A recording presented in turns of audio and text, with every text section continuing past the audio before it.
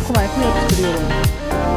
Bu tarz parçaları yapıştırırken hızlı yapıştırıcı gerçekten çok iyi sonuçlar yapıştıracaktır diye elinize dokundurmayın. Spreyle birlikte eliniz nereye temas ettiyseniz oraya yapışacaktır. Onu tavsiye ederim. Kesme tahtasının kenarında düzgün olmayan yerler vardı. O kısımları maket bıçağı yardımıyla düzeltiyorum. Yine hatırlatmakta fayda görüyorum. Maket bıçağını kullanırken çok dikkatli davranın. Çünkü kesildiği zaman keziği çok kötü oluyor. O yüzden aman diyeyim arkadaşlar, dikkat. İstediğim ölçüde hazır hale getirdiğim dikdörtgen parçamı 2'şer santimden aralıklarla işaretliyorum.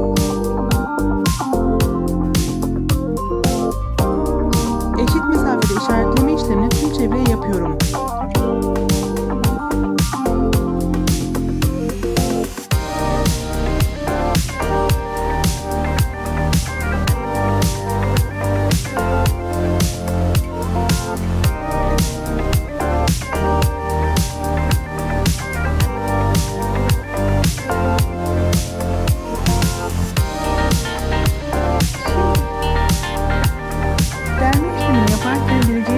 Altının boş olmasına özen gösteriyorum.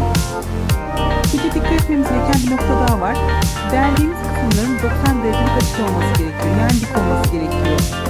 Eğer biraz yamukça dönerseniz çubukları yerleştirdiğiniz zaman eğimli olur. İlerleyen kısımlar boş olmaz ve işinizi zorlaştırabilir.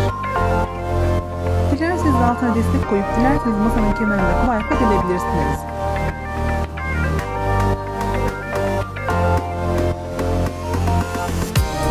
Bakın burada ne var? Bunlar çöp çubukları. Gördüğünüz gibi 10 santimden işaretleri kesiyorum. Ölçüler tamamen sizin zevkinize kalmış. Arzu ettiğiniz şekilde ölçülendirerek çalışabilirsiniz. Eşit boyda kesmiş olduğum çöp çubuklarını oluşturmuş olduğum boşluklara yerleştiriyorum. Hızlı yapıştırıcım az olduğu için bu aşamayı silikonla yapıştırmayı tercih ettim. Bu tarz çalışmaları yaparken eğer elimde varsa hızlı yapıştırıcı kullanıyorum. Gerçekten çok sağlam oluyor çünkü. Eğer yoksa onun yerine silikon kullanıyorum. Yani projelerimi hazırlarken elimde hangi malzeme varsa onlar benim için candır.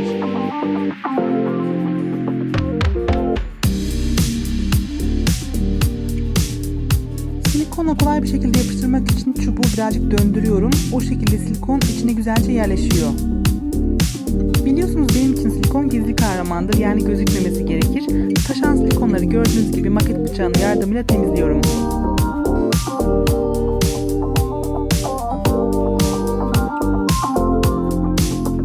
Arkadaşlar delme işlemini eşim yaptı. Ne yazık ki birazcık yamukluk olmuş. O yüzden bu yamukluğu gidermek için hem de hoş bir hava kaçacağını düşündüğüm için şu an bu işlemi yapıyorum. Yakın zamanda biliyorsunuz ki Amerikan servisten bir tane ürün hazırlamıştım. Kalemlik hazırlamıştım. O Amerikan servisinden artan parçalar da şu an gördükleriniz Adana şiş çubuğuna benziyor. Onları bu projede değerlendirmek istedim. Arkadaşlar bazı ürünleri yapıştırırken sıcak silikon çok güçlü yapıştırma sağlamıyor. Onun yerine en sağlam yapıştırmayı hızlı yapıştırıcı yapıyor. Ama ne yazık ki çok az kaldığı için yoğunlukla, yani çoğunlukla sıcak silikon kullanmak zorunda kaldım. Hızlı yapıştırıcı dergi kullanmak için en gerekli olduğu yerlerde kullandım.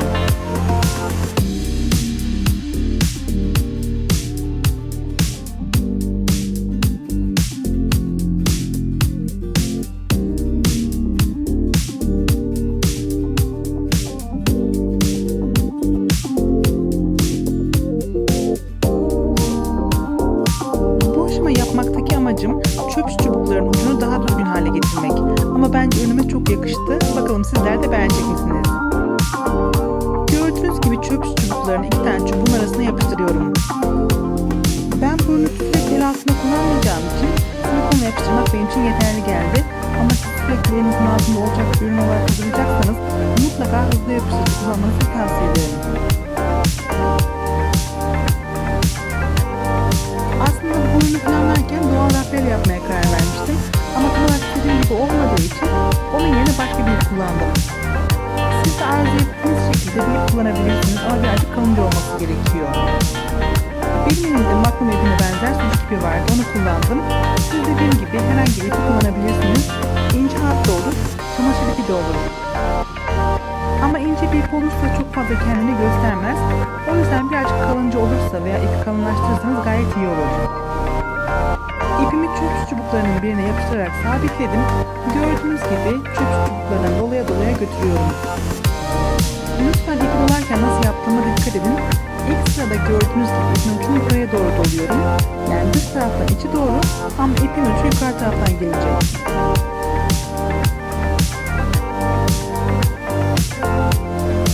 Şimdi ise ikinci sıraya geçiyorum. Önceki yaptığım işlemi tam tersini yapıyorum. Yine dıştan içe doğru doluyorum ama bu sefer ipin ucunu alttan çıkartıyorum. Yapmış olduğum bu işlemi tüm sıralara uyguluyorum. Bir sırada ipimi alttan çıkartırken diğer sırada üstten çıkartıyorum. Bu dokuma şekli bana V gibi iç içe duran bir dokuma sağlayacak. Bu arada bu proje şu tipte de çok güzel olur. Eğer elinizde varsa onu da değerlendirebilirsiniz.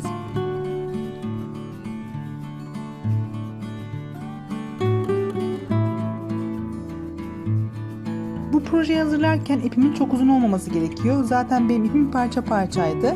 Gördüğünüz gibi silikonla böyle kenarından sürtüyorum. Ondan sonra kesiyorum. Aynı işlemi diğer ipin ucuna da uyguluyorum. Düzeltmiş olduğum ipin uçlarını birbirine silikon yardımıyla yapıştırıyorum. Yapıştırma işlemi bittikten sonra kenarından silikon tabancasının ucuyla dokunarak silikonun fazlalıklarını eritiyorum. Ben bu tarz işleri yaparken ip birleştirme işlemini böyle yapıyorum. Elimden çok fazla gözükmediği için bu aşamayı birazcık fazla göstermeye çalıştım. Yani istedim ki anlaşılır olsun.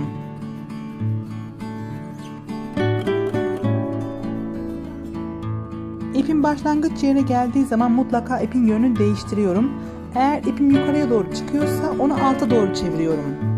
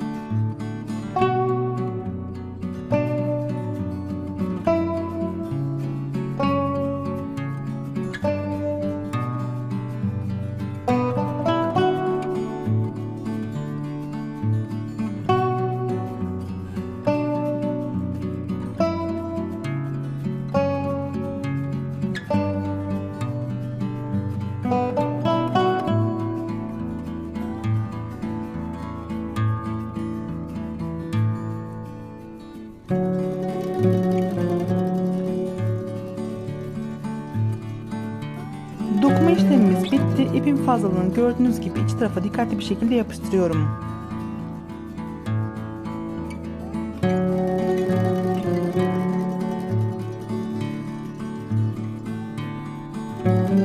Şimdi ise üst taraftaki olumsuz görüntüyü gizleyeceğim.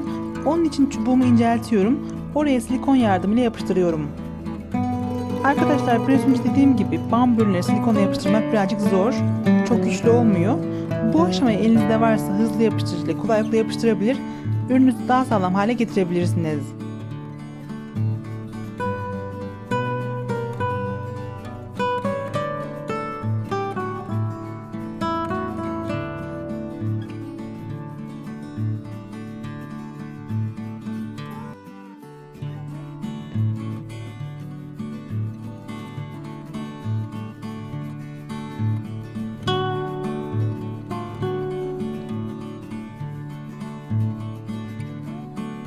Son olarak üstünden silikon kırıntılarını temizlemek için gördüğünüz gibi çakmakla üstünden hızla geçiyorum.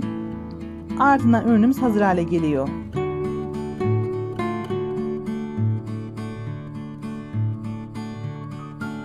Artık ürünümüzü kullanabiliriz. Ya arkadaşlar çok güzel, çok şık olmadı mı? Ben gerçekten çok sevdim. Ben genel olarak biliyorsunuz ki videomda fikirler veriyorum. Elbette ki siz bu fikri kullanarak bambaşka ürünler ortaya çıkartabilirsiniz. Şimdi hayal ettim de bundan çok güzel bir avize olur, abajur olur, hatta lambader bile olur. Bunun da ambiyansı odanıza çok yakışacaktır. Yani fikir vermesi benden, çeşitlendirmesi sizden. Bu arada videom hoşunuza gittiyse lütfen beğen butonuna basmayı ve sevdiklerinizle paylaşmayı unutmayın. Paylaşırsanız çok mutlu olurum. İzlediğiniz için çok teşekkür ederim. Bir sonraki videoda görüşürüz. Kendinize çok iyi bakın.